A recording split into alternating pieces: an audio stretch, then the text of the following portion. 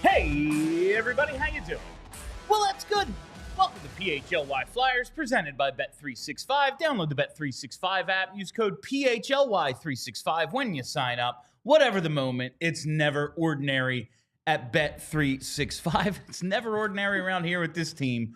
My name is Bill Matz. I'm your director of fun and games for the evening. Joining me today, live and in studio, it's Philly's #1 hockey beat writer, Charlie O'Connor. What's been going on, Chuck? Not much. Just covering this crazy hockey team. I think of you. Like I put together like a general outline for the post games, and just some topics. So me and JP or me and Kelly or whoever have some stuff. And it's really difficult with this team because every game comes down to the last 10 minutes.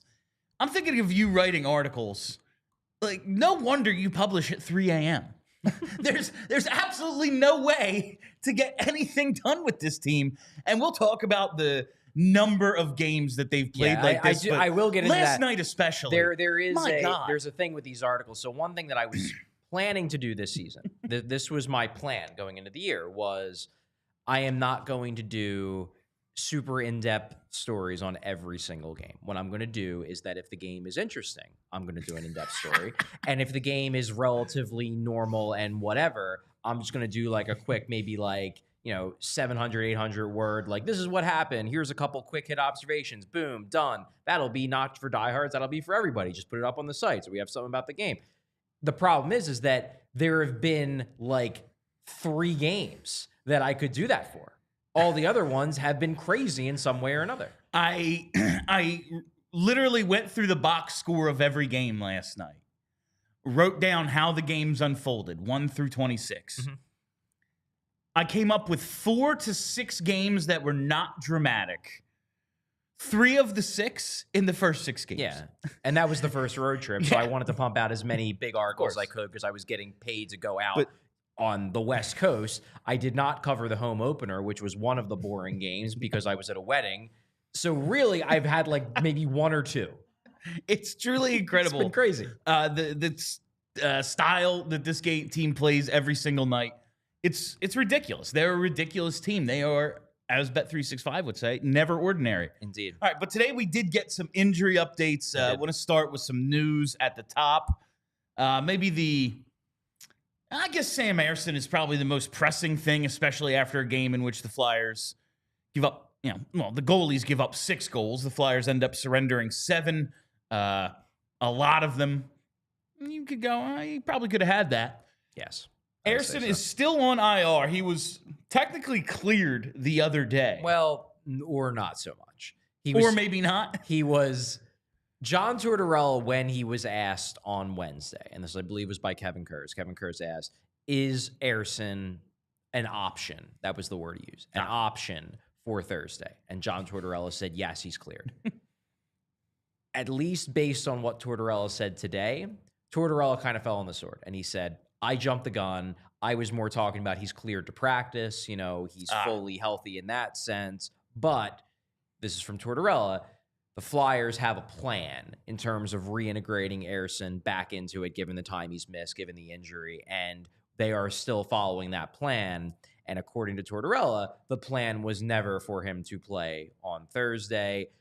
Whether you believe that or not, that's your call. But the way Tortorella responded to it today was he's cleared for full practice, he's healthy, but this wasn't like we changed our minds from Wednesday to Thursday. The plan was always to get him in, get him a little bit more time. Maybe he'll get into a game this weekend. Tortorella didn't say one way or the other. Wouldn't shock me if he's back in on Saturday, tomorrow. That said, I expect him to play on Thursday, and he didn't. So don't take my word. We really don't know. It does seem like, however, the Flyers maybe jumped the gun a little bit in terms of saying he was cleared. And by the Flyers, I mean Tortorella. And I do think it makes sense if it's like, yeah, he could come back in terms of he's not injured anymore. Right. But we've been over the timeline a few times. Gets hurt on November 2nd.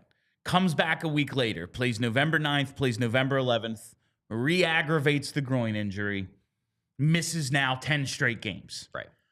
You probably want to now build him up a little bit before he's seeing live rounds. And honestly, Florida maybe not the team. You know, they have a goal taken away on a goalie interference last night. The ultimate winner is a crazy scramble play.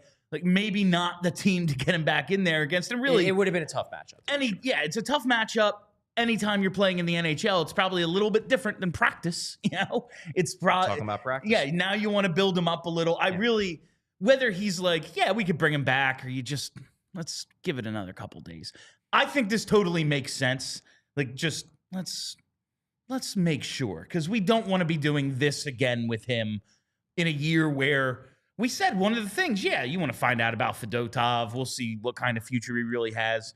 Kolosov, probably in the NHL prematurely, but we're gathering information on him. Yeah. But Ersson was the priority in terms of goaltenders in the NHL this year. After the way last year ended, you wanted to give him a fair shot. Having him go in after missing 9 games and, okay, now go face the champs. Probably not the best way to go about it. Yeah, and I do think also the another element that we probably need to account for is there wasn't as much urgency to get him back in because both Fedotov and Kolosov were playing well. Well, now there's a little bit more urgency because they both played last night and they both didn't play well. So suddenly then it becomes, well, maybe we can take it easy with Ersson. We don't need to rush him back in because we got 2 other goalies that are playing good hockey. Well, now maybe they don't. Now maybe it's, all right, Sam, we gave you the extra week. Get back in there and save our bacon. Yeah, and I would assume we see Ersson in one of the back-to-backs this weekend, guess, yeah. Especially with the ensuing move that we saw today. Right. We'll talk about Deslauriers in a second. Let's say Ersson plays Saturday. Let's say it's that one. Okay. Who are you throwing in there on Sunday? It's a fascinating question. I would guess Fedotov because I have to believe he's still ahead of Kolosov in terms of the organizational hierarchy at the NHL level. But who knows? Truthfully, I'm not sure. I think a lot of it's going to come down to maybe, conversations they have with Kolosov's camp, get an idea as to whether he is open now to go into the AHL, what they can do with Fedotov. There's a lot of variables here. I would guess Fedotov because I do get the sense that he is still above Kolosov. So that would be the easy pick to make because obviously you're not going to throw Ersson in both games of a back-to-back, even if he does play in one. You wouldn't do that anyway. You're certainly not going to do it coming right off of an injury. First time back from missing 3 weeks. Oh, now you're playing 2 in a row. Good luck. Exactly. That's not going to happen. And you just have to believe, especially after last night. Yes, Fedotov gets pulled after 20 minutes.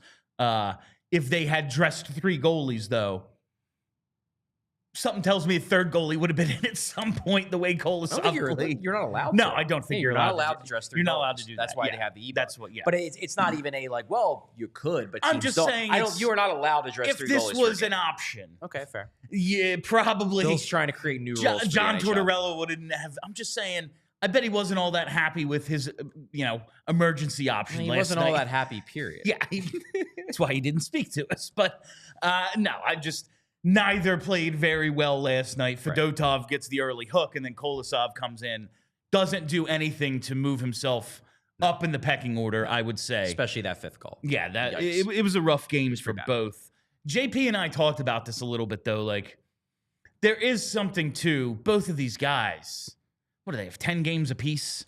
Like, if we're going to change, and I realize, I'm going to be the number one culprit of this. Mm-hmm. But if we're going to change our opinion of them after every single start, both have played pretty well recently. Yeah, I agree. Everyone plays bad sometimes. Now it's just okay, I kind of want to see how both respond now. But Fedotov is the number 2 for now, I would assume still. You would think. So he'll probably be the other guy, but we'll see if Ersson comes back at all this weekend. He's still on IR right now. Well, the thing, too, that I think threw all of us, and by us, I mean people in the media, The Flyers' general rule with players in terms of getting access to interview them after practice is they don't let you talk to players that are on IR. They don't let you interview them. You're not allowed to. I mean, you can like go up to them and say hi and just shoot the shit with them if you want to, if you have a good relationship with them. But you pull out your phone and start recording, that ain't happening. The PR guys are not happy with that. They're not going to let you do that unless you really sneak it, and then you're going to get in trouble with them later when they find out you published quotes. Yeah. They let us interview Ersson earlier this week, and I think that gave us the obviously mistaken impression that they were poised to remove him from IR. So that leads to a lot of like what people are thinking. I've seen this has been in my mentions. I've seen it in our chat, maybe last night. Do you think some of this is like, they're playing well? Let's see. We don't know what's going to happen with Kolosov, if we're going to demote him, we're going to carry 3 all year and cross our fingers that it just works out for everyone. Like, I don't know. Let's just see how this keeps going because they're not playing poorly right now. And now that there's been that bump, it's like, all right, he's cleared. We can get him in because now neither have really made a case. Like they both have to keep playing. I absolutely think that's part of it. That their view was we can afford to give him the extra time to make sure we've totally nipped this thing in the bud because both of our other goalies are playing well. Just let's keep rolling with it, keep giving him the extra time, a little bit extra time. Now I think you're at the point where, like, oh yeah, this is why these guys are backup goalies at best at the NHL level, at least at this stage of their careers. Let's get our number one back. All right, let's talk about, because Jamie Drysdale also day-to-day still on IR, but now a new wrinkle, Nic Deslauriers has been placed on IR. He left practice early the other day. You tweeted about this earlier this afternoon before practice began. With Deslauriers on IR, they have the roster space to bring back both Drysdale and Ersson at some point without having to make a fourth corresponding move, correct? Mm-hmm. Yes. So where they were at before Deslauriers being placed on IR was after they sent Helge Grans back down at the beginning of this week, they could have activated Sam Ersson. They had 22 players on their active roster. They had 1 spot available for Sam Ersson. However, they did not have spots available for Sam Ersson and Jamie Drysdale. They could only have activated one of those 2. Now with Deslauriers on IR, they can theoretically, now who knows if they will or not, but they theoretically could reactivate both Ersson and Drysdale. Right now, both those guys are on injured reserve, which means that they're still on the Flyers cap, but they don't count against the 23-man roster limit. You can only have 23 guys on your roster at a given time. Now that Deslauriers is on our IR, he does not count towards the 23-man limit. They can now bring both Ersson and Drysdale back on the active roster and then obviously play them, you would think, if they want to. The Deslauriers IR stint is fascinating because here's the thing. It's interesting timing. In no way, shape, or form do I ever want to question the toughness of Nic Deslauriers. Let's be honest. Like, he would kick the crap out of both of us in a heartbeat. He wouldn't even realize he was doing it. Yeah, exactly. Like, he is an extremely tough person who is, I would say, he's respected by all in the league and he's feared by most, I would say. That said, so I don't want to accuse him of faking an injury. That said, this is unbelievably beneficial timing for a guy who has not played in a game since November 9th for the Flyers to suffer an injury in practice and be placed on injured reserve because he's not a guy who's playing anyway. And now you can just change him from being a healthy scratch to being on injured reserve. Functionally for him, it's no different because he's not getting in games one way or the other. And now the Flyers have a roster spot in the here and now that they can use to put Drysdale back on the active roster. I am not saying that Nic Deslauriers is faking an injury. All we can do really is trust that the Flyers are telling the truth here. However, it is extremely beneficial timing for the Flyers for it to happen right now to the one guy who is never playing. Like, if this happens to Cam York, it's like, oh, well, yeah, this is on the up and up. Cam York plays 20 minutes a night. They're not going to purposely lose Cam York. That doesn't make sense. Yes. This, especially with their ability to backdate it, even though he left practice early, like the other day. Yeah, it was Wednesday. It was 2 days ago. 2 days ago, and they've backdated it to the last time he played. IR is 7 days. Yeah. So he can come off at any point. As soon as anyone else gets injured, he can come off and rejoin the lineup and be one of the forwards in the lineup. But it just seems convenient. It's very convenient. It just seems convenient. And the thing too about it, and this is why it's like, I don't want to be accusing anybody, but I think like Nic Deslauriers' entire job is to fight and hit. I guarantee you that man is probably dealing with so many lingering injuries over the course of his career. It's kind of like, oh, you want to put me on IR for which of the 12 I'm dealing with every day? It's Ryan Johansson. It's like Ryan Johansson's defense. Like, yeah, man, if I went and saw a normal doctor, he'd be like, you need to be in the hospital for a year. Exactly. Like, you play a certain number of NHL games, that's what's going to happen. Yeah. And you look at the physical nature of Nic Deslauriers' job, which goes above and beyond the typical NHLer. Absolutely. I bet he is dealing with stuff and has been for years. Yeah. But it all just kind of works to this. So it works to the Flyers' advantage. Maybe Nic Deslauriers really did tweak a shoulder or a muscle in practice on Wednesday, and this is all in the up and up. That is very possible. It just works out quite well for the Flyers in this moment in time, if the plan is to put both Ersson and Drysdale back on the active roster in the next couple of days. I would assume that's what's going to happen, considering we've been told that these guys are day-to-day for weeks now. Yeah. Weeks. Day-to-day for weeks. So we'll see how that works out. But my real question now with Drysdale, how does he fit into this lineup when he comes back? Now, there is the eventual possibility of a Rasmus Ristolainen trade.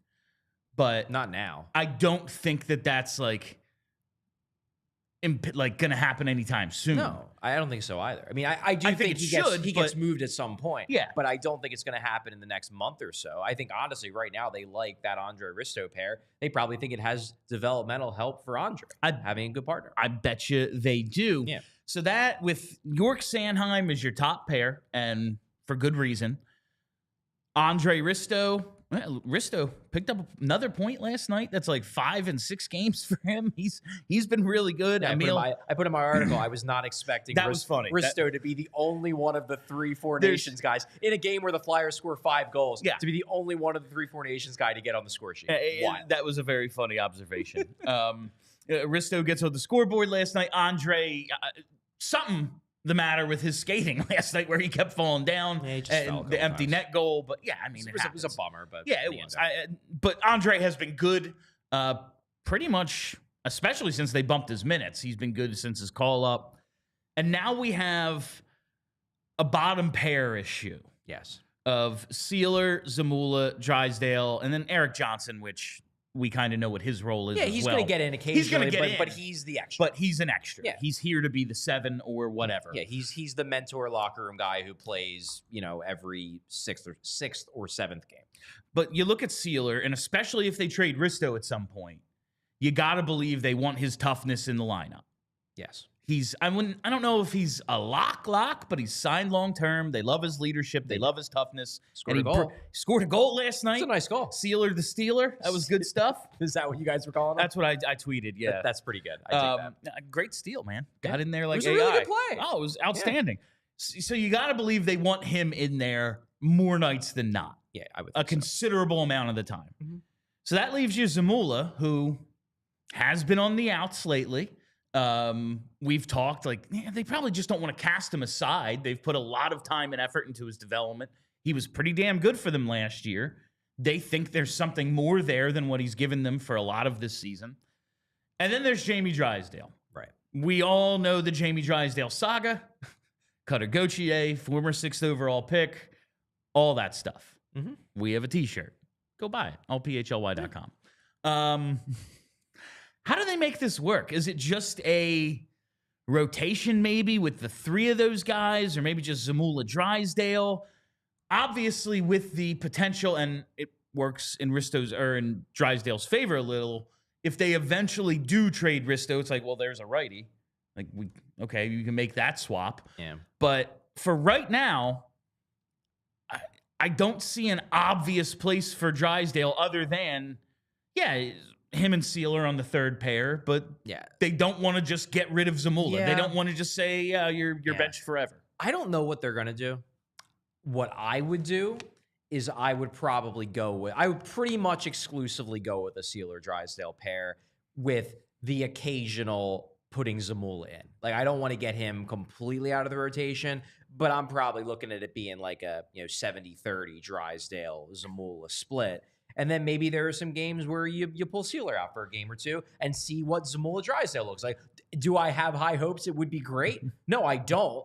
But you know what? I've been surprised before. Sometimes things that you don't expect to click.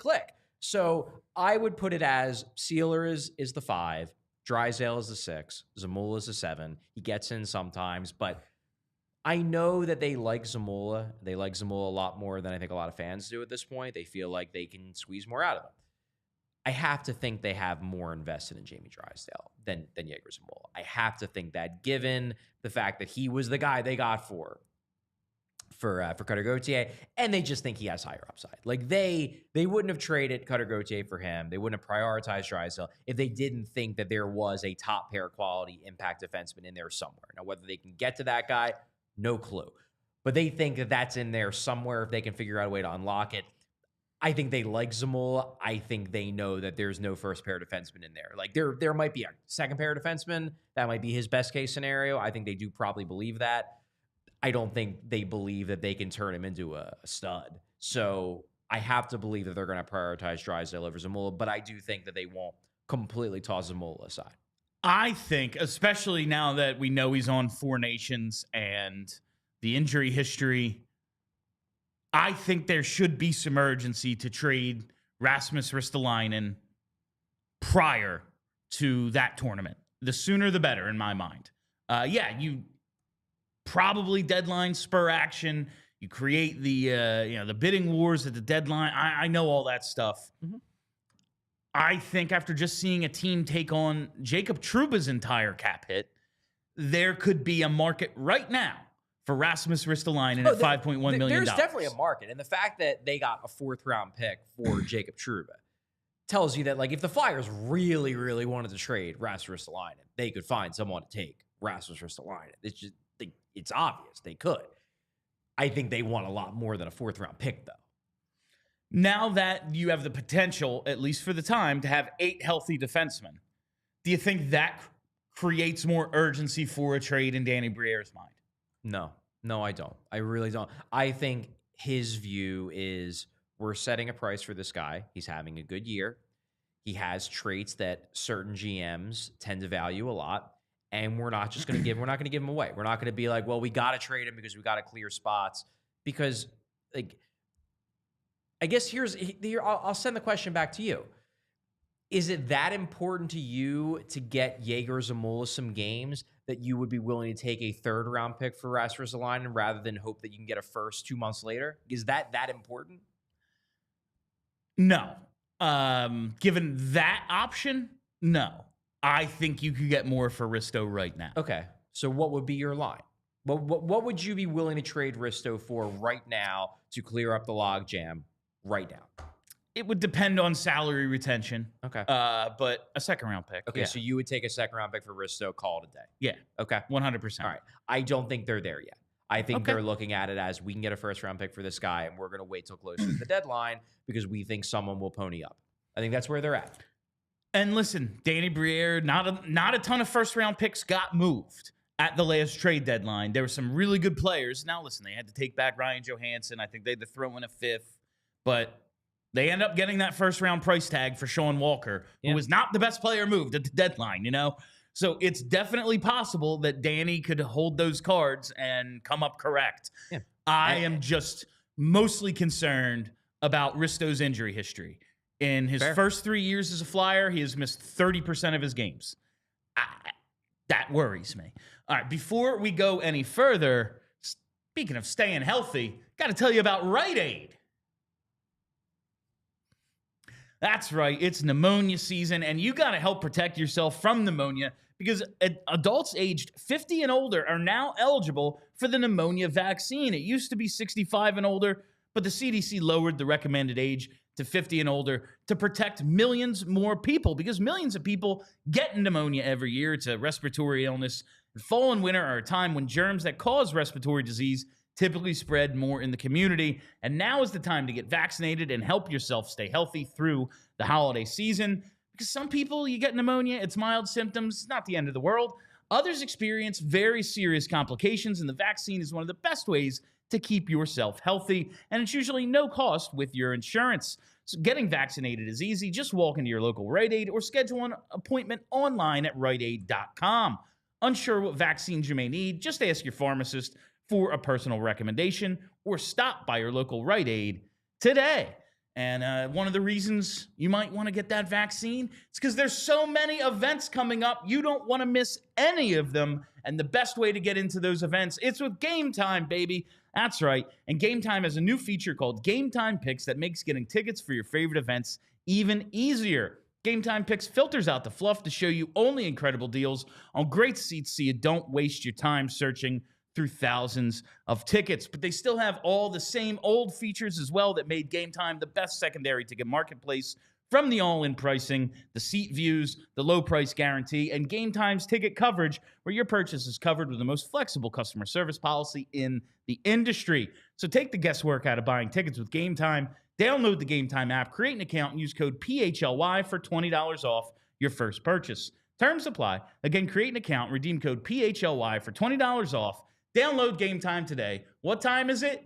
Game time. Game time. But yeah, going back real quick to the Ristolainen conversation. Yeah. I think honestly where Briere's head's at is this. The two most comparable defensemen, and it's not the exact same because we're talking about rental guys, but the two most comparable stylistic defensemen that have been moved recently over the past 3-4 years, Ben Sherratt and David Savard, and they both brought back first-round picks. And I think that is where Danny's head's at, is that if we're going to trade Risto, we're not going to give him away. He's playing well for us, and there is a track record of guys. Like, I remember Savard. I had long been a Savard fan. The year he got traded, his underlying numbers were garbage. Now, years prior, they were really good. But there is a track record of teams being willing to give up first-round picks for the big physical role player presence on defense, even if they're not dominant by the numbers. And Ristolainen's numbers are decent. They're not amazing, but they're decent. They're much better than they were when he was in Buffalo, to be sure. And the very first year he was in Philly, they were also terrible. But they've gotten a lot better. I think Briere feels like he can get an extra first, and that gives him more ammunition going into this draft, whether it's to just draft a bunch of dudes or if it's to trade one or more of those first-round picks for players that can help this team in the short term and then the long term. Be nice to get.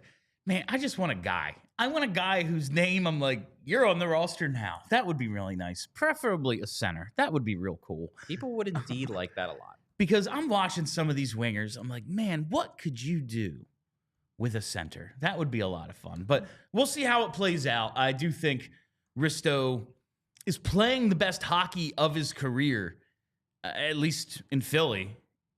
Buffalo, I know he put up numbers, but wasn't going. There's a reason. Exactly. There's a reason he's never played a playoff game. Now, Buffalo, you look at them, it's like, oh, that's just a poorly run organization.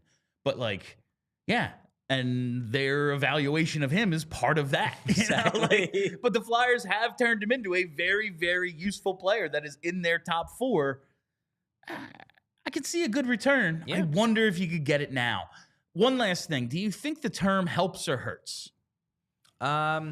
Probably hurts a bit, but this year and two more. But given the fact that the cap ceiling is going up higher than expected, and given the fact that he's playing well and showing that he's healthy, I don't think it kills them. It would probably be better if he was a rental, to be sure, but I don't think it kills them. All right. I'm going to talk a little bit more about last night's game. Obviously, we spoke post-game, but it's limited time, and you're not in here. Yeah, and it was a very eventful game with a lot to talk about. It was a ridiculous game, as the Flyers are wont to play. Indeed. So they lose in regulation after coming back from 3-0 and 4-2 deficits. They take a 5-4 lead. They eventually lose 7-5. I want to know, we talked about this some, 20 hours later, whatever it's been. Mm-hmm.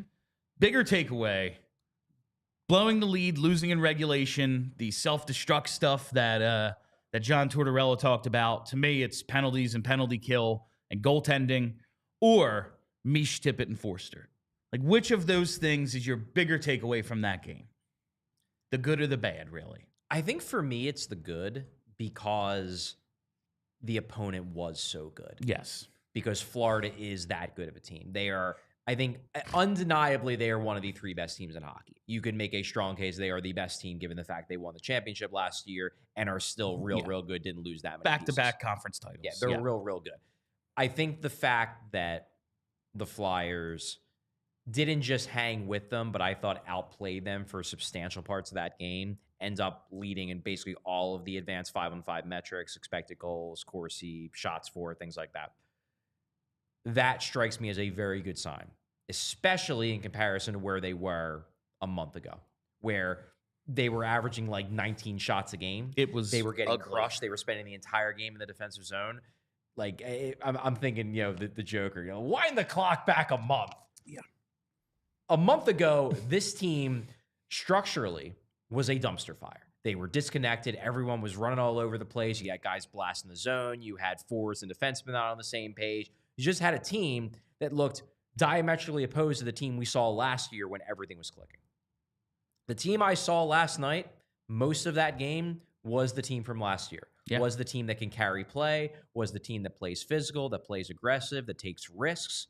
I like that team. Now, I didn't like how that game closed out, to be sure. However, the team that played last night's game can be a playoff team. That, to me, looks like a playoff team. Now, it's not a playoff team that can beat the Florida Panthers in a 7-game series, but it's a team that can make the playoffs. And that, to me, is more encouraging than the frustration of watching them blow it in preventable ways late. That's me, though.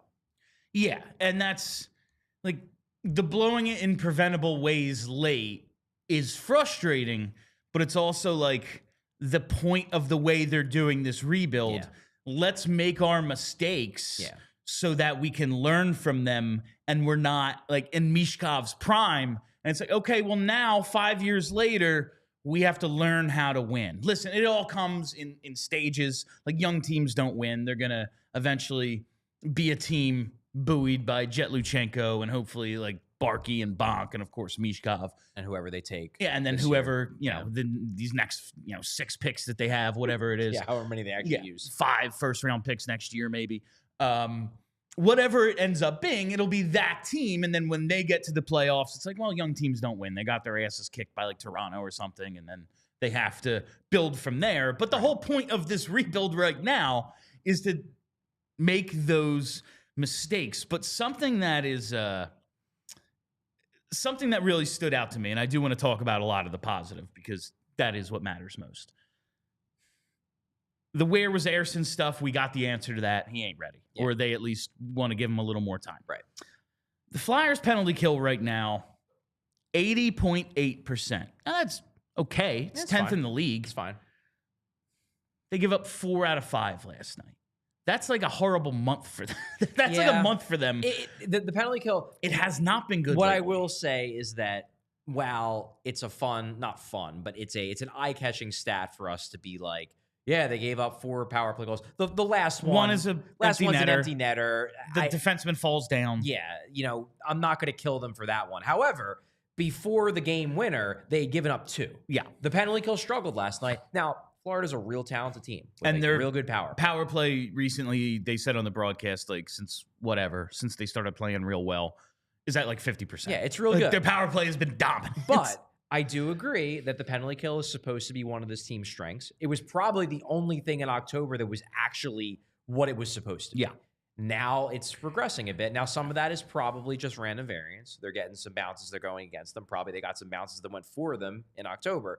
But they need to tighten things up. They do. And to be fair, we've seen an NHL goalie in the net for the Flyers like 3 times last month. Yeah. But since November 1st, 73%. That's 27th in the league. That's real bad. Yeah, they need to be better. Absolutely. And it's a pretty large sample size at this point. We're talking over a month. Over a month. And I did find it, like, I almost like the whole John Tortorella thing. In your article, you equated it to like if Nick Sirianni did that, we're killing him. I mean, he brings his kids out there, we're killing him. And I get where you're coming from, and it's frustrating for me. Like, I have all these questions for you, and a lot of them are based on, like, what do you think? What did Tortorella say? Let's go back and forth here. And then it's like, okay. Then I come in, I'm just like, by the way, Torts didn't talk. Yeah, cool. We heard from Brad. I almost thought it was a little cruel that he sends out Brad Shaw, the guy we love. Yeah, everybody and likes he Brad Shaw. coaches this elite penalty kill unit. Yeah. And they give up, they're 20% on the PK last night. They give up 4 out of 5. In fairness, we were all so thrown that it wasn't Torts that I don't think any of us even thought to ask about the penalty kill or like really push on it. And like, who cares? Yeah. Honestly, who cares? But I was just like, this is a little cruel. Like, send the other one out there. Where's Rocky Thompson? Well, Rocky did this morning. Okay. Or yesterday morning, I guess. Okay. Either way, the penalty kill, like, 73% since November 1st. Only the one shorthanded goal this year. And listen, like, they've had their chances. They haven't gone in. I bet you they have a bunch in like January. Like, that's just kind of the way that goes sometimes. Yeah. They had 16 shorties last year. 3 of them were in one game against Dallas. Oh, like, God. Yeah, guess, you're right. Guess what? That ain't going to happen probably for another 10 years. That might have been a little fluky. They won't have 3 shorthanded goals in a game for 10 years probably. So like that number a little inflated. But like, is it just goalies? Like, there's probably other stuff, but we always say nothing matters but goalies. Well, do you think it's mostly that? Bill, I would have to actually go through the data, and I did not before this. I just have. What are you doing? Other stuff, Charlie? Yeah, I was covering practice. I would have to really go through the data and see if this is a case of they're allowing more shots, they're allowing more chances, they're allowing more entries, things like that. To me, it just seems they're a touch off in comparison to where they were in October. They're getting to pucks a little bit slower. But I don't see a penalty kill that is completely discombobulated. Like, I am confident they will get it back going. I actually didn't realize the numbers were this bad. I really didn't since November. It's eye-opening, and it's something they need to work on. That said, we are doing this right after they gave up 4 and 5. So it is absolutely a low point that's dragging down their numbers. A 4 out of 5 night is going to bring your numbers down. Exactly. Like, that's going to crush you. And like we said, like, yeah, and the 4th one was an empty netter where the defenseman fell down. Yeah. Like, okay. But still, like, 3 out of 4 is still pretty bad. That's not a great night. All right, so some of the good from last night, to me, it's about the dudes who are going to be the future. Now, listen, it all really comes down to Mish. Like, he's the crown jewel of this thing. And I think he, again, last night showed why he's the crown jewel. Oh, my God, he was good. He was really good. Like, his best play, I never want to hear secondary assist slander again.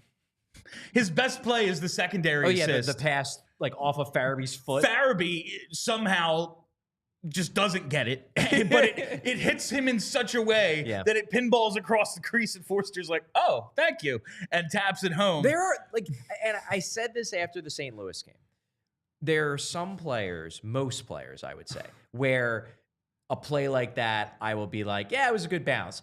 With Michkov, it's like, maybe he was aiming for his foot. He might have been. You know what? Maybe he was. It's a coin flip at worst. It is 50-50 whether that's what he actually intended to do or it was just a fortunate bounce. But I've always said I think secondary assists are they're your reward for the assists you should get but don't. Like that drop pass a couple games ago where the goalie just snares it. What was that, to Tippett? Yeah. Like that should be a goal like half the time. And it just doesn't go in. A secondary, but like he makes that play happen. And he does get the secondary. And how many for plays, especially in the first month, was he setting up for golden opportunities for Tippett and TK, and they just weren't going in? Unbelievable run right now. He's owed a few cheap secondaries, and that was not a cheap secondary. That was a beautiful, that was his best play of the 3 assists that he had all in the second period. Yeah. And you just look at this rookie scoring race now. Michkov, we know he has the lead in goals. He's only one up on Macklin Celebrini, who has really come on since he got healthy. It looks like Celebrini's going to be the big. That's going to be that's probably going to be his number 1 contender. Yeah, because Celebrini, number 1, he has the hype of being the first overall pick. Number 2, and this is big, he's a center. So he's going to get that boost. And number 3, I believe his underlying numbers are through the roof. So he's going to have the advanced stat people on his side too. Not that Michkovs are bad. It's just Celebrini's, I believe, are very good. doing that at center as functionally the team's 1C, a bad team's 1C, it's going to get a lot of people really excited. I'm not saying Michkov can't win it. I'm just saying Celebrini is going to make it real tough. Also, where's he from? Canada. Just saying. These things happen. Okay, Bill. Maybe. These things happen in hockey. Yeah. It's it's a thing. Why did he go 7? Fair point. You know? Might have played a little bit of a role. Just asking. Just some mild xenophobia here. This dominant player who is 22 points in 24 games as a 19-year-old non-English speaking immigrant went 7. Flyers benefiting from some light xenophobia. Hey, every now and then the stupidity of people works out for you. Maybe the Flyers can get maybe the Deslauriers injury is just that. It's just like, well, they got the perfectly timed injury to the guy who isn't playing anyway. How many times have we played this game of like, okay, well, when everyone's healthy, what kind of machinations? And then it's like 12 hours later, oh yeah, 2 guys got hurt, don't matter. Yeah, we can bring them back, and we're actually still down at 21 players. And it's like Sean Couturier. It's like the guy you can't afford to lose. Like, man, they could really use like the roster situation to get fixed. And then it's like their 2 most important guys break their feet. Yeah, bring up Tony Dick now, I guess, because we're actually short 2 guys when we thought we had too many. Maybe that is the case, but you just look at Michkov has been so freaking good. So good. And he is continuing my pattern of a couple days off. Look at that. 3 assists. First 3-point game for Matvei Michkov. I was actually surprised that he hadn't had one earlier in the year. But yeah, I looked back and he didn't. It was all 2-point games. That Minnesota game really stood out to me, where I think TK had 4 points, Coots had 5. And it was like, really? Misha only had 2? It's like, 2. Only had 2? I figured I was like, didn't he pick up a secondary in that Edmonton game where he scored 2? Nope, he didn't. No. He just had the 2 goals. So good for Michkov. Happy for him. The thing that's really working out, and you see some of these assists he's picking up, 2 primaries last night, 3 primaries in his last 2 games, all scored by Owen Tippett, who seems to be coming around a little. The chemistry. And you knew it was going to happen at some point. I was skeptical. Were you? He's a goal scorer. Goal scorers are streaky. They're all streaky. Overall, I think he could have 12 goals this year and score 40 next year. Okay. I thought, but sometimes you just have that year. Like, you scroll some really good goal scorers hockey reference, and it's like, what the hell happened this year? Like, was he hurt? Yeah. He just, puck wasn't going in. He shot 3%. Sometimes that happens. Like, I thought that was a real possibility. Now, seems to be starting to learn not just like how to play with it, but where he's going to be getting the puck. All right, maybe he's a little deeper than, because we see him score a lot from the dot area and a little outside. That one-timer last night, he's way deep, especially for Owen Tippett, where he's getting the puck. Like, he's just starting to pick up on those little things, like where I have to be and where I need to expect the puck from this guy who is a freaking genius. I think it is that. And Owen Tippett was very complimentary of Michkov after the game. Basically said, like, because we asked, I think it was actually me who asked, what has changed about the chemistry between you two? That in the beginning of the year, it didn't seem like there was much there. Now it looks like there's something emerging. And Tippett completely turned the spotlight on Michkov and just said, you know what? Credit to him. You know, he's working really hard to kind of learn the team concepts and get to know us and communications better. And it's primarily him. It's not me. And by me, I mean Owen Tippett. Yeah. That said, and I don't doubt that all of that is true. I also believe that Owen Tippett is doing the good teammate thing and pumping up a teammate. And again, good for him. That's what this team does to basically everyone else on the team. That said, I think Owen Tippett deserves credit because it's not even that. I'm sure he's putting in a lot of time working with Michkov, like, you know, later after practices, doing passes, warm-ups, things like that, off the ice. I'm sure that's going on. I also think Tippett is making some much-needed adjustments to what he's doing for himself on the ice. I think you're seeing over the last few games, he's going to the dirty areas a little bit more. You know, even that gimme goal that he scores with a great pass off Michkov has to be there. He goes to the net. He's not hanging out by the by the other faceoff dot hoping for a one-timer. Now he's going right to the dirty area where goals are scored. That's a smart play. He wasn't doing enough of that in the beginning of the year. You have the first goal, I believe, last night that he scores with Michkov. He's the one who creates that goal off that forecheck. He goes right at Aaron Ekblad, forces him into a mistake. Ekblad basically like passes the puck right into Tippett. Puck bounces to Michkov. Michkov gets Tippett the puck back. Boom, goal. That doesn't happen if Tippett isn't coming in with an aggressive forecheck. I think Tippett it's starting to turn around for him in large part because he is playing a bit less on the perimeter and he's playing a little bit of a dirtier, grindier game. And I think that's big for him if he wants to be a 30-plus goal scorer. He can't just get all of his goals on the perimeter. He's going to have to get some dirty goals, and he's starting to get some dirty goals. And that will open up the room to get more of the perimeter goals. Exactly. Because if they're just like, oh, well, I can just block his shot. Like, now all of a sudden they have to suck in a little. You have a little bit of room, make a move and take a shot. Suddenly it's a little bit easier. And it's all a lot easier when you also have Matvei Michkov as a line mate throwing you great passes. You might have a legitimately elite line mate. That's pretty cool. It helps. All right. Before we go any further, I got to tell you about our presenting sponsor, Bet365. You know, it's interesting. We're talking about Owen Tippett, who I swore off betting on scoring anytime goals because it just wasn't happening. And I really did not like the pair of Tippett and Michkov. I just thought they did not fit. But we might get a few more games over at Bet365 where that anytime goal number is in that 200 range. You might want to check that out. I've been using Bet365 all season for my pregame bets, my in-game bets, my futures, whatever it might be. I've been using Bet365. I've been loving it. I think you will too. So you have to download the Bet365 app. Use code PHLY365 when you sign up to get $150 in bonus bets when you bet just $5. Whatever the moment, it's never ordinary at Bet365. Must be 21 and physically located in Pennsylvania. If you or someone you know has a gambling problem and wants help, call or text 1-800-GAMBLER. And I think Tippett, another great example of why we need to chill sometimes. There was a lot of consternation about Tippett's first 20 or so games this season. Wasn't going the way we thought, and it drove us nuts.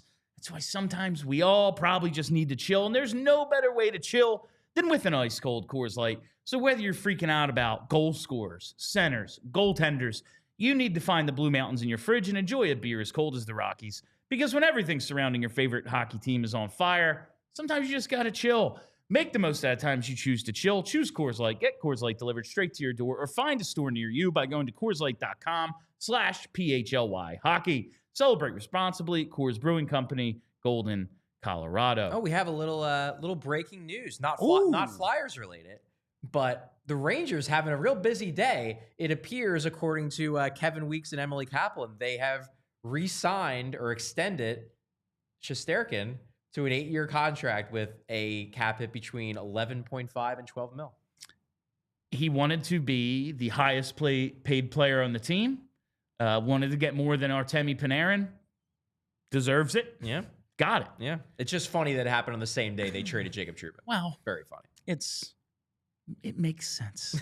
Can we, let's do it now. Okay, let's do it now. Okay. And we'll come back to Tyson Foerster. Really want to talk about him as well. Okay. I'm giving you the credit still for turning his season around.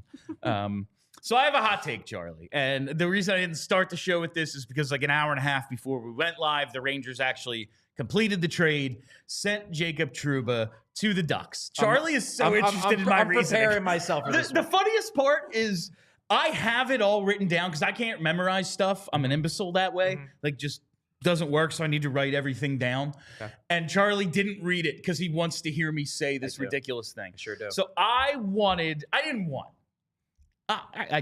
You actually did. I wouldn't hate the idea of bringing in Jacob Trouba. Yeah, an hour and a half before we went live, I saw Friedge tweeted he gets traded to the Ducks for like a fourth and some bum defenseman. Right. So whatever. And I tweeted this out myself today, and the replies, it was very funny. Because like half the replies are like, hell yeah. And the other half are like, you're an idiot. Like, you crazy Like person. no, he's bad. And I need to just come up with an explanation for this. It's not going to happen now. And I realize like he would not help them win games. This had nothing to do with winning games. And if he was on an expiring deal, it might have made a little more sense. But if he were to say hit waivers like they were threatening, like he nixed the trade to Columbus, and there was a whole thing like, all right, well, we might just put you on waivers if you keep exercising your no trade clause. You can pick him up for nothing. Eventually, the contract. You just pick up the contract. I think you need guys who cross the line sometimes. Okay. I absolutely think you need those dudes. And I think last night is a great example of why. We all know the phrase, the refs always get the second guy. The way the Flyers have built their culture, they stick up for their teammates, absolutely. I don't always just want to be the team taking the hit and then getting the retaliation. I want to goad some retaliation.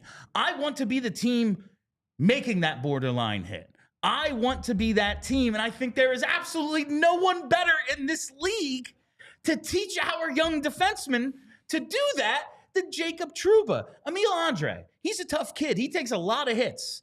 He's going to be targeted on the forecheck for the next 10 years of his career. Oh, look at that undersized puck mover. Let's go get him in the corner. Get that elbow up a couple times. See how hard they come at you. Knock a dude out or two. Throw your own weight around. This is everything I wanted it to be. Thank you, I don't William. think it's the worst idea in the world to be that team. We're talking about how great the Florida Panthers are. Back-to-back Eastern Conference titles. Second place in the Atlantic right now. Won the Cup last year. Reigning champs. They play that way. Yeah. They goaded the Flyers into some of those penalties by being the aggressor. Who is more aggressive and dirty than Jacob Trouba? I want that guy. With a year left on his deal, I looked up the buyout number. It would have been $4 million next year, $2 million in 2026, 27. I only want him for like the rest of this season. He's not a good player anymore. There's a reason. The New York Rangers, who have like their eyes set on winning the cup at some point in the near future, just gave their captain up for a 4th round pick. And it's going to be the lower of Anaheim's 2 4th rounders that they have. There's a reason behind that. This has nothing to do with winning games and everything to do just being a little bit harder to play against. Okay. I think it's more useful that he teach them that stuff than like Nic Deslauriers just pounds other teams into submission when they do dirty stuff to us. I want to do the dirty stuff every now and then and make teams take the 17 minutes and instigators as a result. It is. So there are a couple things I will grant you on this. Number one, you are right that the Flyers are not, despite the fact that they do play physical and despite the fact that they definitely stick up for their teammates, they are not a dirty team. The only guy on this team who occasionally will cross the line and actively tick off the other team because he does things that like are a little shady, it's probably Garnet Hathaway. And he's more of an a-hole than a dirty player. Yeah, I would agree with that. But like I have heard, I think there was a thing in the Minnesota game where they got all mad because they felt like he was targeting someone's face. Someone's broken nose they just came back from. Yeah, so like he's the only guy who I feel like you hear any of those things pop up. But overall, you're right. This Flyers team, while tough, is not dirty. So if you think the Flyers should be dirty, Jacob Trouba is one of those types of guys. The other thing that I will say, and I will freely admit this, I've admitted this a couple times on Twitter for years. I not so secretly really like Jacob Trouba. I have joked. Really? I have joked that like I did not know this. I have joked that like my toxic hockey trait is I like Jacob Trouba. I am a Jacob Trouba fan. This is shocking. Jacob to me. Trouba was the guy I wanted the year he was in the first round. The year that they took Scott Lawton, I was like, my dream would be if Jacob Trouba slips. I really liked Jacob Trouba when he played for Winnipeg. He was a guy I wanted the Flyers to trade for when he was available, when the Rangers got him. I am a Jacob Trouba fan. And I do agree that there probably is some benefit to having that, like, got to keep your head up, kid, or else Jacob Trouba is going to hurt you type of thing on the ice. I do agree with that. I can't go so far as to say I would have been in favor of this because he is mostly cooked and the Flyers are already having trouble making all of their defensemen fit. Like, if you get him, then how are you ever going to get Jamie Drysdale times? You have to send Emil Andre back down because then there really isn't any room. Maybe then I guess you have to immediately trade Ristolainen, which I guess you want anyway. Yeah. So for you, it's a benefit. Mm-hmm. But for me, I don't see where he fits this particular team. But I'm probably more open to the idea than you probably think I am, because I am actually surprisingly positively predisposed to Jacob Trouba. I don't hate him as a player. I am shocked I am absolutely shocked by this revelation. I have a soft spot for Jacob Trouba. I do. That's insane. I would cover that up if he's ever around. No, it's one of those things. I don't want to see guys get boarded, elbowed in the head on a consistent basis. And the game has changed since I was a kid and obviously well before the Broad Street Bullies era and that stuff. Mm-hmm. But when the playoffs come, it's basically no holds barred out there. Yeah, you're not wrong. And I need need a team ready for that. Yeah. Do you think, and this is an argument I came up with against myself, do you think having a dude like that might open up a player like Michkov for a little bit even more abuse? Because like, oh, you're targeting us? Well, guess what? We're two-handing him now. I mean, who knows? It's tough to say. The one thing, the best argument, honestly, to me, for a Jacob Trouba idea, and obviously this is not going to happen now that he's been moved. Yeah. He would functionally have become the Hunter McDonald mentor. That as well. And that wouldn't have been the worst thing. Like, who better to teach Hunter McDonald how to be a mean SOB out there? This thing that we want him to be. SOB, than to learn from the big, mean SOB. Hunter McDonald is here to be that guy. Yeah. Makes sense to me. Yeah. I'm just saying. I don't hate the argument as much as you thought. I still wouldn't go for it. But I'm not laughing at it. Do I want to give up assets for him? Like, no. He was never going to hit waivers because I think he knew, like, oh, then I'm going to get sent somewhere I don't want to go. So, okay, I'll go to Anaheim. That seems like a nice place. Mm-hmm. One more thing on this, because Chicago also fired their coach today. Also, Miles Millennium, I take Marchand over Trouba. Yeah, no crap, dude. Yeah. Like, yeah, I take a Hall of Fame winger over Jacob Trouba. Yeah, I would too, bud. Boston's not moving him anytime soon. Like, anyway, Chicago fires Luke Richardson today. I'm seeing what's happening. Different rebuilding teams. Yeah. Chicago, oh man, we're not quite as far along as we hope to be this year. And you see Anaheim, Pat Verbeek going, man, we just maybe need to be a little bit tougher. These kids need a tougher environment, some more badasses around. Yeah. Do you think, even though it's like, man, Flyers aren't doing this right, other teams are coming around to like, there is something to this because they're integrating all these players in and they seem to be succeeding. Like Emil Andre comes up, good right away. Michkov comes over, good right away. This is not something that's been the case for the Flyers, but suddenly it is. Like maybe there is something to what they're doing. Yeah, I mean, I wouldn't be surprised if Anaheim in particular, that might have played into their thinking of why they wanted Jacob Trouba. Because it's this idea of, because I looked at Anaheim for the last couple of years and I'm like, Anaheim is doing it the way that most of Flyers Twitter wants the Flyers to do, where it's like, we're just going to bottom out, get all the high picks and throw them all into the NHL at the same time and hope that they're all great. And the Flyers look at it as, no, you need a culture, you need the veterans and like their only real veteran was who? Gudas, that was it. Everybody else, it was just like a bunch of like guys who never really had great primes and then all the kids. I wouldn't be surprised if part of why they were interested in Trouba is because they're looking at a team like the Flyers and being like, some of these kids aren't developing the way we want them to. You got all these Gen Z kids. Maybe we need some of the, the Scott Lawton types, and they look at Trouba as maybe that guy. Look, I'm not sure if that's the right way or not. And actually, I'm kind of bummed that they're doing it because I thought it was going to be an amazing like A-B comparison where it's like, seeing the Flyers do it this way and the Ducks do it this way, which way works better? Now the Ducks are doing a little bit of a Flyers way. So you're like, now if it works, do you say, well, it only worked because they got Jacob Trouba? I don't think that'd be the reason, but some people will say that that's the reason. I'm just looking at what's going on with the Ducks especially. And it's like all these Gen Z kids, the coach is mean to us. We don't like it. And I look at the Flyers who have the archetype of the mean coach. And listen, there's been some bumps and stuff, but I don't hear that much whining out of this team. That's fair. You don't hear the reports that you hear about Anaheim. And that's all. I mean, they're complaining about Cronin all the time. Like it's constant. Listen to 32 Thoughts or any national podcast. Yeah. It's a regular talking point. We don't like our coach. Yeah. Before we go any further with today's show, we appreciate all of those you watching on television. Head over to allphly.com for more of the show. So Tyson Foerster, he's starting to turn it around. 6 goals, 9 points in his 4 goals, 6 points in his last 9 games.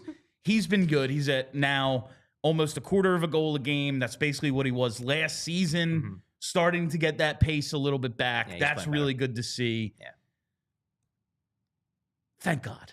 Thank God. And they just really need him to be good. They really do. He's listen, they have a lot of first-round picks and stuff coming up, but he's a first-rounder that they think got underdrafted. He's going to be a big part of this thing. I really need him to be good. I just, and I hate making these, I don't even know if I want to say, but I am going to say it because it's just a theory. I don't know. I almost wonder if like he just maybe hit the start of the season just a little complacent, just maybe a little bit like, you know, I've got this, you know, I've arrived. I've got this NHL thing down. You know, I don't need to play with the same urgency that I did last year, and because like I'm real good and I'm already real good. And then he got a real big reality check in October where it's like, no, you still have to put all the effort in on every single shift. This ain't going to come easy, because it does seem like, and even before the goals started coming, you know, a couple weeks ago, the underlying numbers started improving probably like the second week of November. That's when the turnaround happened. And then the goals started coming after that. But once the details got better, then the goals started coming. And He's a details guy. Yeah, and I just felt like in October, the details weren't there. A lot of the details were lacking. I couldn't figure out why. I just wonder if maybe he just got just a little bit full of himself. Just a touch. Not like, you know, super ego, like you can't handle the guy, but just maybe started feeling a little bit like, yeah, you know, I made this team. I have arrived. Maybe didn't have the greatest camp, still made the team. This is easy now. And then he got a quick reminder that it's not that easy and that he needs to really bear down to be the guy that he has to be in order to be not just a good NHL player, but potentially a really good NHL player. Because there are some guys, like you can be an Alexander Semin and just like not give it your all and still be a 70-point guy. You can be that guy. Because you mentioned Alex Semin. Bruce Boudreau on Chicklets, I think last week, must listen in interview. Very, very freaking funny. Anyway, go on. But anyway, some guys can do that. I think Tyson Foerster can be a really, really good player, but he doesn't have the physical tools to play at 80% and still be a really, really good player. He has to be at 100% if he's going to be a really good player. I look at like it's not an insult to Foerster. I look at Mark Stone the same way. Mark Stone is a bad skater. Now, he at one time was a horrific skater, and now he is merely a bad skater. But like he can't not play high effort. If he doesn't play high effort, he's a fourth liner.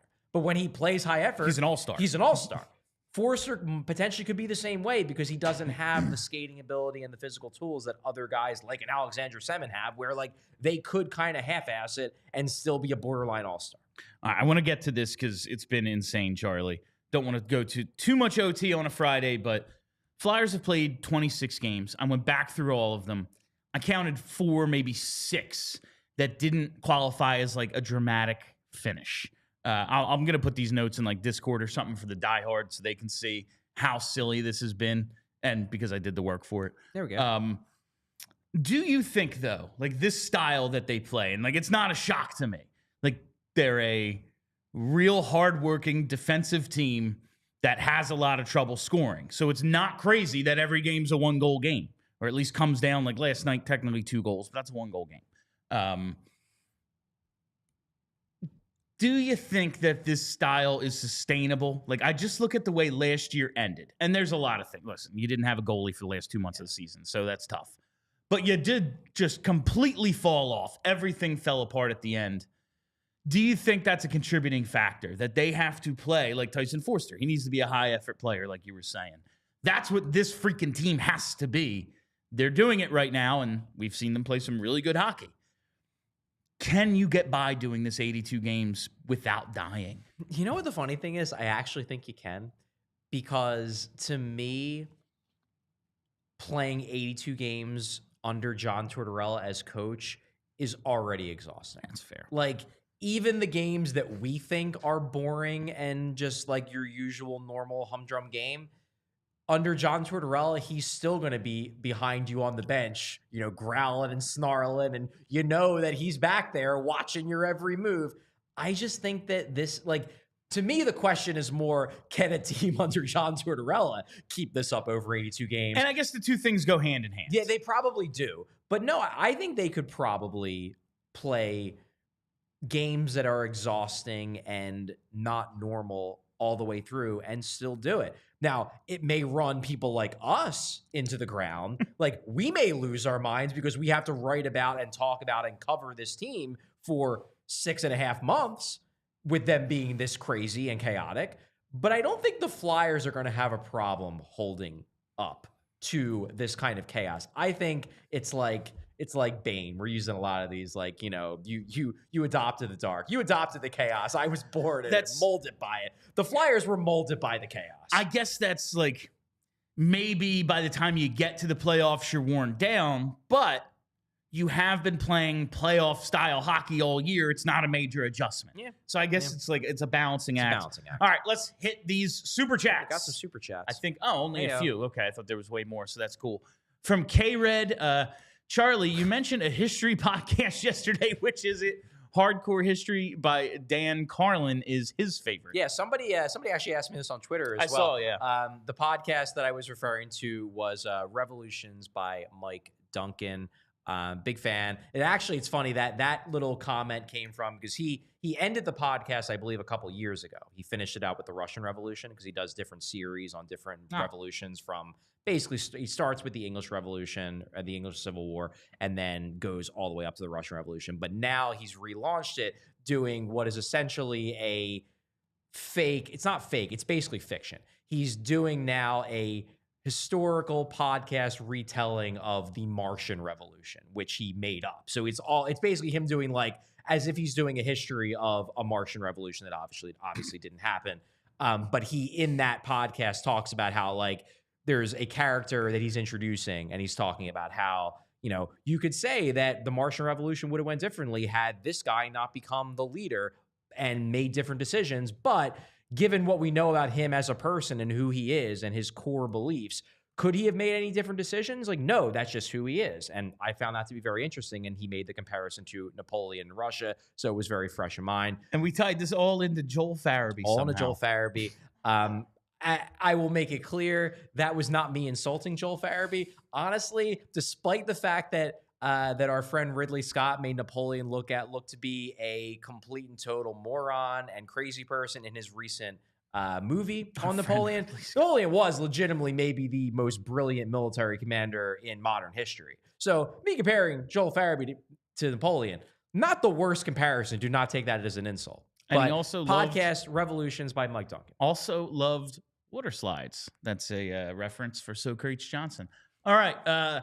From Who is Mike Mall? So Luchenko and Buyum have 16 and 14. One a center, one is a D. Oh, wow. Time to break out the pitchforks and torches. Mike, we're really going with this early, huh? I haven't looked through his full game log. Luchenko was on a real hot streak at one point, and he's a little cold right now. Listen, there's a lot of high-scoring defensemen at lower levels. I'm not saying this is going to be Buyum. Listen, that's who I wanted too. There are a lot of high-scoring defensemen at lower levels who don't fully reach that potential elsewhere once they move up. We'll see.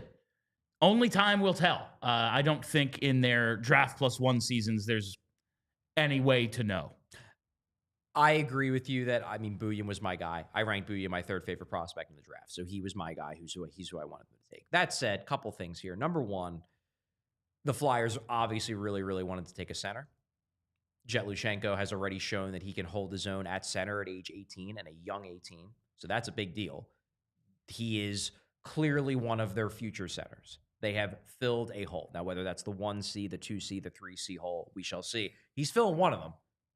We'll find out what his upside is in a year or two when he gets here, and we'll have a better understanding of it. So that's number one, why the Luchenko pick doesn't look bad. Number two, and this is something we all knew, well, maybe not everybody. I knew because it was one of the reasons why I didn't want him to make the team. My argument was always, if you bring Luchenko on the team and then send him back, it's going to take him some time to really get back in the swing of things. That's exactly what happened. He got off to a slow start with Guelph. Didn't score a bunch his first few games, so I think he's still trying to kind of catch up on that front. I would expect the goal scoring and just point production numbers overall to go up as the year progresses. He's going to almost certainly play for Team Canada. He might get traded to a better team.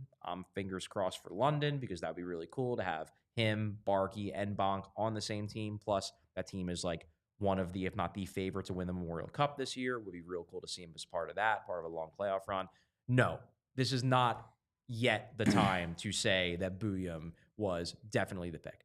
I would have taken Buyum over Luchenko. I made that abundantly clear, but I am not going to bury Jet Luchenko because Buyum has 16 points in his sophomore season at University of Denver. And that's because you brought up London. Denver is one of those elite programs. You look at Bonk's numbers. They won it all you last look year. at you look at Bonk's numbers, and it's like, yeah, he ain't going to do that in the NHL. That is probably we all know that. Probably not who he's going to be. I'm not saying again that that's Buyum. It's just like you have to look at the program sometimes too. Guelph versus Denver, it's a really tough comparison to make. Yeah. All right. From Adam S.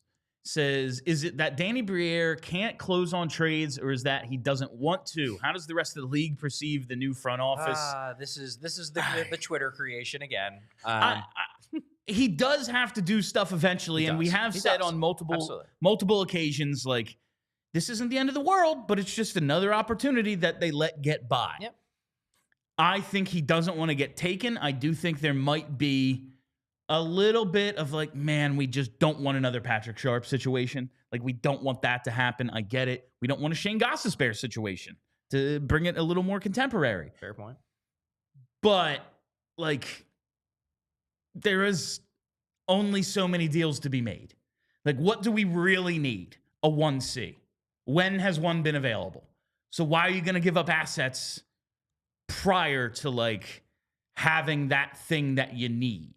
We'll see. I mean, he made some really good trades that first offseason, moving Ivan Provorov, figuring out that Tony D situation was pretty good stuff there. Yeah.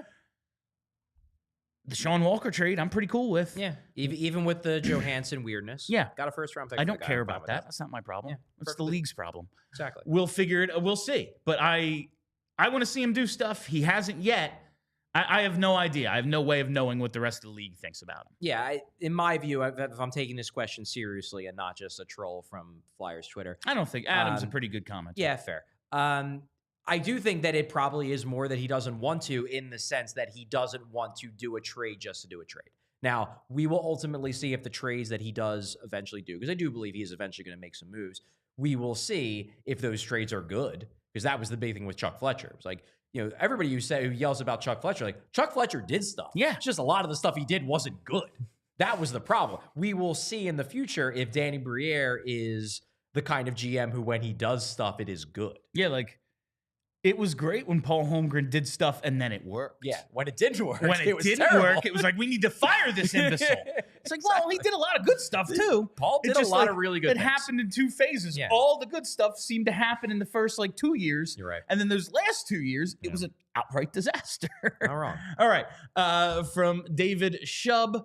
Let's see. It's funny this came up because I was at the game last night and thought the same thing after watching Tkachuk. Not saying we need to be the 74 bullies, but the team is a little too clean. Bring back Rhino. I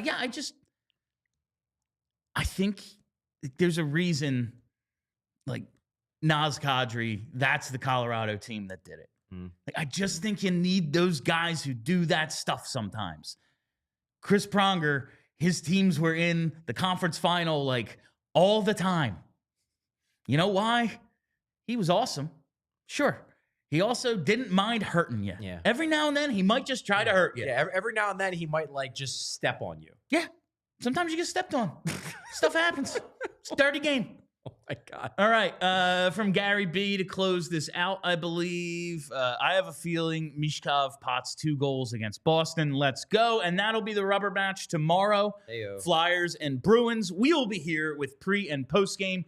You're in studio for that, right? They're up at Boston, so you're here? Yep. Yeah, it's afternoon game, right? Good stuff. Yeah, I'll be 1 here. o'clock game tomorrow. So pregame at 12:30. We'll be live for that. Make sure you tune in right here on the YouTube.